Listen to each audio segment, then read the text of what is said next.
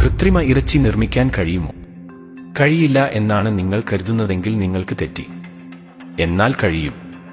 മൃഗങ്ങളെ ഉപദ്രവിക്കാതെ അന്താരാഷ്ട്ര ബഹിരാകാശ നിലയത്തിൽ സ്പേസ് ബീഫ് 3D ബയോപ്രിന്റ് സാങ്കേതികവിദ്യയിലൂടെ ആർട്ടിഫിഷ്യൽ മീറ്റ് നിർമ്മിച്ചിട്ടുണ്ട്. ഇസ്രായേലി ഫുഡ് കമ്പനിയായ ആലെഫ് ഫാംസ് ആണ് ബഹിരാകാശ നിലയത്തിൽ വെച്ച് ആദ്യമായി മാംസം നിർമ്മിച്ച വിവരം പ്രഖ്യാപിച്ചത്. മൃഗങ്ങളെ കൊല്ലാതെ കൃത്രിമ മാംസം നിർമ്മിക്കുന്നതിനായി പ്രവർത്തിച്ചു വരികയാണ് ഈ കമ്പനി. വെറും 2 സെല്ലുകളിൽ നിന്നുമാണ് ഭക്ഷ്യയോഗ്യമായ മാംസം നിർമ്മിക്കുന്നത്. ബഹിരാകാശ നിലയത്തിൽ പശുവിന്റെ മാംസകോശത്തിൽ നിന്നാണ് ഭക്ഷ്യയോഗ്യമായ മാംസം വികസിപ്പിച്ചത്. പശുവിന്റെ സ്വാഭാവിക പേശിചർമ്മ പുനരുജ്ജീവന പ്രക്രിയ അനുകരിച്ചാണ് ബഹിരാകാശ നിലയത്തിൽ മാംസകഷ്ണം വളർത്തിയെടുത്തത്. ആലെഫ് ഫാംസും റഷ്യൻ കമ്പനിയായ 3D ബയോപ്രിന്റിംഗ് സൊല്യൂഷൻസും 2 അമേരിക്കൻ ഫുഡ് കമ്പനികളും ചേർന്നാണ് ബഹിരാകാശ നിലയത്തിൽ ഈ പരീക്ഷണം നടത്തിയത്. 3D ബയോപ്രിന്റിംഗ് സൊല്യൂഷൻസ് വികസിപ്പിച്ചെടുത്ത ബയോപ്രിന്റർ ഉപയോഗിച്ചാണ് ബഹിരാകാശ നിലയത്തിൽ പശുവിന്റെ മാംസം ബയോപ്രിന്റ് ചെയ്തെടുത്തത്.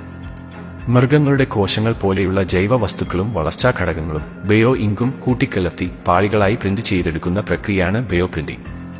കാന്തിക ശക്തിയുടെ പിൻബലത്തിലാണ് 3D ബയോപ്രിന്ററിന്റെ പ്രവർത്തനം. മാംസം ഭൂമിയിൽ ബയോപ്രിന്റ് ചെയ്തെടുക്കുന്നതും ബഹിരാകാശത്ത് പ്രിന്റ് ചെയ്തെടുക്കുന്നതും തമ്മിൽ ചെറിയ വ്യത്യാസമുണ്ട്. ബയോപ്രിന്റ് ചെയ്തെടുത്ത ജൈവവസ്തുക്കൾ വികാസം പ്രാപിക്കുന്ന പ്രക്രിയ ഭൂമിയിൽ നടക്കുന്നതിനേക്കാൾ വേഗത്തിൽ ബഹിരാകാശത്തെ ഗുരുത്വാകർഷണമില്ലാത്ത അവസ്ഥയിൽ നടക്കുന്നുണ്ട്.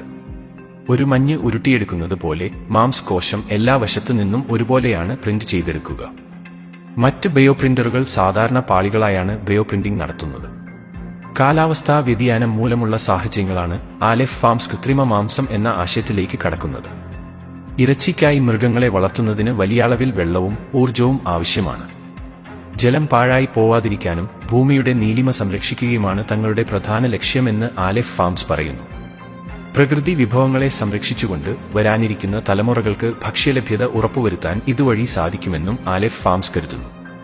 വർഷങ്ങൾക്കുള്ളിൽ കൃത്രിമ മാംസം ഭൂമിയിൽ ലഭ്യമാക്കാനാണ് കമ്പനിയുടെ നീക്കം. മനുഷ്യന്റെ സ്വപ്നങ്ങൾക്കൊപ്പമാണ് ശാസ്ത്രം വികസിക്കുന്നതെന്ന് പറയാറുണ്ട്.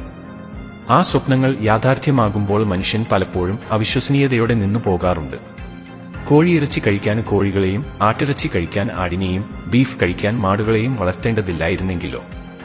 എത്ര മനോഹരമായ നടക്കാത്ത സ്വപ്നം എന്നു പറയാനുള്ള സാവകാശം ലഭിക്കുന്നതിനു മുൻപേ ഇറച്ചി മാത്രമായി പരീക്ഷണശാലകളിൽ വളർത്തിയെടുത്ത് ശാസ്ത്രം ലോകത്തെ അമ്പരപ്പിച്ചു.